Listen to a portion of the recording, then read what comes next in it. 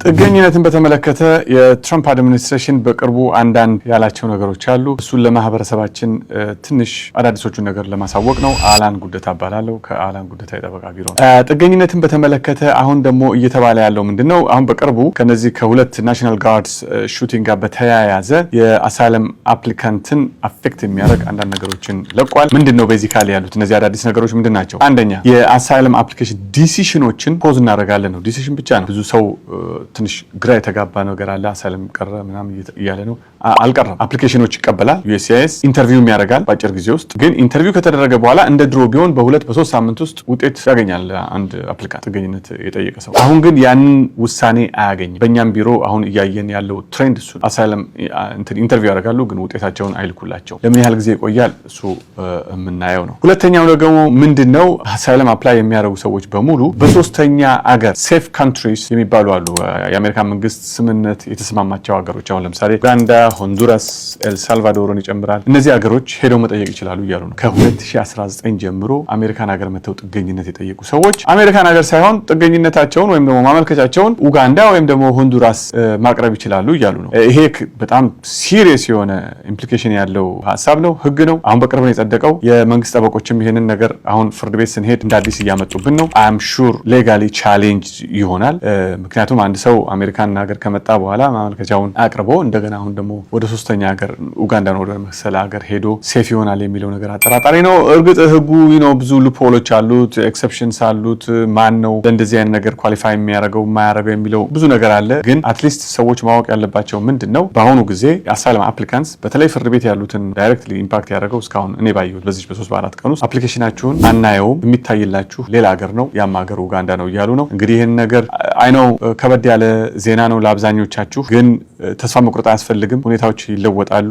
ከጊዜ በኋላ ሁኔታዎች ይለወጣሉ ብለን እናስባለን። አድሚኒስትሬሽኑ ወይም አስተዳደሩ ከኢሚግራንት ጋር እልህ የተጋባ ይመስላል። ብዙ ነገሮችን አግሬሲቭሊ እየመጣ ነው። ሁኔታዎችን እየተከታተልን ለማህበረሰባችን ለማሳወቅ ሞክራለሁ። አላን ጉደታ ነኝ ከአላን ጉደታ የጠበቃ ቢሮ። እንግዲህ አሁን ያለው ኢንፎርስመንት አግሬሲቭ ሆኖ አንመለከትም፣ ግን የአይስ ኢንፎርስመንት ከሚኒያፖሊስ ዋና ከተማው ወደ ወጣ ዋሉት ሲቲዎች እየተሄደ ነው። ለምሳሌ ብሌን ላይ ዛሬ የአይስ ኦፊሰሮች ቤት ለቤት እየሄዱ የዋራንት ፔፐሮችን የኢንተርቪው ፔፐሮችን እየሰጡ ነበር፣ ኢሚግራንቶች ይገኙበታል ብለው የሚያስቡበት ቦታ ማለት ነው። ይሄ ከዋናው ከተማውና እነዚህ አክቲቪዝሞች ካሉበት ወጣ ወዳሉት ቦታዎች ላይ ኢንፎርስመንቱ እንደሄደ ነው። እስካሁን የቆመበት ሁኔታ አልተመለከትንም።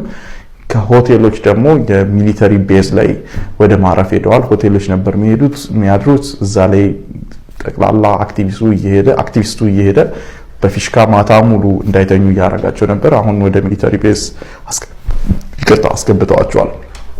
ይቀንሳል አይቀንስም ዊዶ ነው። እስካሁን አንድ ነገር ግልጽ የሆነው ግን ከዚህ በፊት ያለው አይነት ኢንፎርስመንት እያራመዱ አይደለም። አግሬሲቭ የሆነ ኢንፎርስመንት እያራመዱ አይደለም። ታክቲካቸውን የለወጡ ይመስላል። ይሄ እስከምን ይቀጥላል አሁንም ግልጽ አይደለም። ወደ ዊስካንሰን፣ ወደ ፊኒክስ አሪዞና እና ኮሎራዶ እንደሚሄዱ ነው የሰማነው። ኮሎራዶ ሰን የተባለው ሪፖርት እንዳደረገው ከሚኒያፖሊስ ቀጥሎ እዚህ የሰፈሩት ወደ ዴንቨር እና ወደ ኮሎራዶ ውስጥ ላሉት ሌሎች ሲቲዎች ውስጥ እንደሚጓዙ ነው የጠቆሙት። ዊስኮንሰን ላይ እስከ ሚያኪ ይመስለኛል እስከ 100 የሚሆን ቤድሩሞች በሂልተን ላይ ቡክ እንዳደረጉ ሊክድ የሆኑ ኢንፎርሜሽኖች ያሳያሉ። ለዚህ ወደ ጎረቤት ስቴቶች አሁን ላይ ያሉት ኢንፎርስመንት ሊዛመት እንደሚችለው ግምቴን ልሰጥ የምችለው እንግዲህ ዊልሲ ፍጻሜ መቼ እንደሚሆን ማለት ነው። ግን አሁን በአጠቃላይ የሚኒሶታ ህዝብ ባደረገው ትግል ሜቢ በአሌክስ ፕራይት ሰማዕትነት ይሄ ነገር ረገብ ማለቱ መመልከት ይችላል። to be honest ዛሬ ነው ደስ የሚል ነገር ላወራላችሁ ብዬ ነው። ምክንያቱም ኤቭሪዴይ ማላዘን ሆነ ኤቭሪዴይ ማዘን ሆነ እንዲያረገ ትራምፕ እንደሆነ ማምጣታችሁ even my video has been so stressful። ስለዚህ ዛሬ ደግሞ ጥሩ ነገር ሲልንጋችሁ ፋሚሊ ፔቲሽንን በሚመለከት አይኖ ትራምፕ ኢትዮጵያኖች ከኢትዮጵያ ሀገር በባል በሚስ በልጅ አታምጡም ብሏል። let me tell you something ጊዜያዊ ነው። ምክንያቱም as a US citizen የሆነ ሰው especially US citizen constitutional right አለው fundamental right ልጁን የማምጣት ከልጁ ጋር የመሆን። ስለዚህ ይሄ ጊዜያዊ ነው እንጂ እኔ ይቀጥላል ብያለሁ። I'm sure there might be lawsuits coming up ክስ ምናምን ግን ኢቨንት እንዳለ ለነገራችሁን ፈልገው ምንድነው ፋይል አርጉ። አሜሪካን ውስጥ ያላችሁ ለቤተሰቦቻችሁ ፋይል አርጉ። ኢትዮጵያ ላለ ቤተሰባችሁ ፋይል ቦታ ሲይዙ ይሄ ጊዜያዊ ነው እንጂ መቼም ኢትዮጵያኖች ቤተሰቡን አሜሪካ ያመጣ መቼም አይባልም። አንድ ሀገርን ፈቅዶ አንድ ሀገርን መከልከል ፎርኤቨር አይቻልም። ትራምፕ እስከ እድሜ ልኩን አይኖርም። right he's only 4 years አሁን አንድ አመት ቀና 3 አመት ይቀራናል። ሁለተኛ ነገር ደግሞ I don't think that the entire 3 years ማንም ሰው ከኢትዮጵያ ቤተሰቡን አያመጣም የሚል ነገር ይቀጥላል ብዬ አላስብም። in the meantime even that happens still ልጅ አላችሁ still ለትንሽ ቴምፖራሪ ነው እሱ ወጪ ነው ሲመጣ ያለው መንግስት ይቀይረዋል or ትራምፕ እያለ ይቀየራል። ይህ እንዲህ እንዳለ mainly ባል ሚስት ላለ ሰው ፋይል አድርጉላቸው ቦታቸውን ያዙ right ከፋይል ካደረጉበት ቀን ጊዜ ጀምሮ ነው የሚቆጠርላቸው ቦታቸውን ያዙ። ሁለተኛ ልጆች ላላችሁ if you have children under 18 ሆኖ በአሁኑ ሰዓት ፋይል ማድረግ የምትችላችሁ under 21 ፋይል ከ21 ዓመት በታች ልጆች ሆናችሁ ፋይል የምታደርጉላቸው አድርጉላቸው ቦታቸውን ያዙ። እድሜያቸው እንዳያልፍባችሁ ዛሬ ተከልክላችኋል ብላችሁ ማለት ነው የሚቀጥል አይደለም። ስለዚህ አሁን አትሊስት ጥሩ ዜና ነው ያስባለሁ።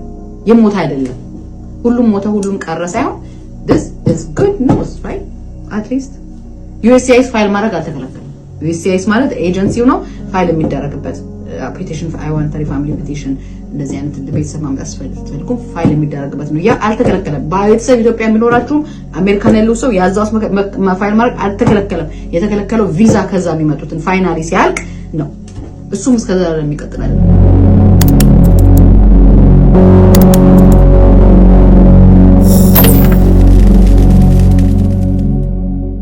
እንግዲህ ከሌላ ሀገር ለምሳሌ ከዱባይ አንድ ሰው ኢሚግራንት ቪዛ ፕሮሰስ ቢያደርግ እኔን ይመለከተኛል ወይ ይሄ ነገር ከኢትዮጵያ እስካሁን ድረስ? እንግዲህ ትሪኪ ነው፣ ግን ስቴት ዲፓርትመንት ዛሬ 7-8 ወር ያወጣው ህግ አለ።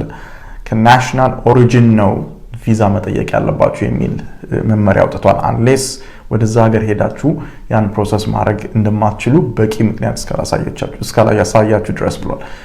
ሌላኛው የሚመለከቱት ፓስፖርት ነው። እነሱ እንግዲህ የኢትዮጵያ ፓስፖርት እስካለው ድረስ አንድ ግለሰብ ከዱባይም ሆነ ከጣሊያን በዚህ ገዳ ውስጥ የተካተተ ነው። ስለዚህ ኢትዮጵያኖችን ነው የሚለው እና የነን ኢሚግራንትን ቪዛ ፕሮሰስ ነን ኢሚግራንት አይደለም ኢሚግራንትን ቪዛ ፕሮሰስ አላደረግም ሊል ይችላል። እንግዲህ መሞከር ነው። ይሄን በዚህ ትሪክ ውስጥ ማለፍ ከቻላችሁ አይ ዶንት ኖ እስካሁን ድረስ ገና ከጃንዋሪ 21 2026 ጀምሮ ነው ተግባራዊ እየሆነ ያለው። በእኔ እምነት የኢትዮጵያን ፓስፖርት የያዘ ሰው ሁሉ የኢሚግራንት ቪዛን ሊከለከላል ከሌላም ሀገር ቢሆን ማለት ነው። ምክንያቱም ዳይሬክቲቭ በስቴት ዲፓርትመንት ለሁሉም የተላለፈ ስለሆነ ማለት ነው።